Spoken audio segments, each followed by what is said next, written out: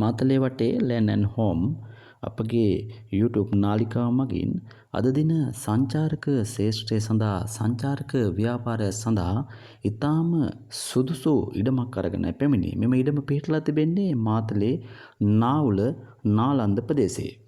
A9 මාර්ගයට kilometre 3ක් දුරින් නාලන්ද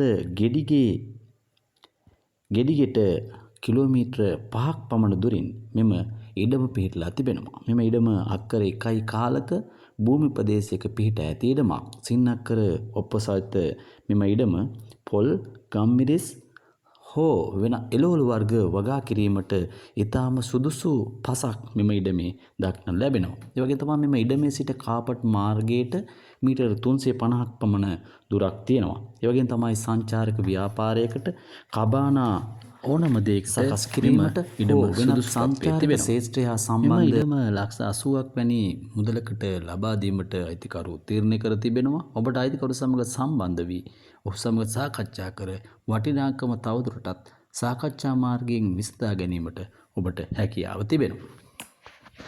මාතලේ වටේ ලෑන්ඩ් ඇන්ඩ් හෝම් අපගේ YouTube channel හරහා අප හා සම්බන්ධව සිටින ඔබ අප වීඩියෝ මුදහල සැනින් ඔබගේ දුරකථනයට ගෙන්වා ගැනීමට අපගේ නාලිකාව like කරන්න, comment කරන්න, share කරන්න, subscribe කරන්න.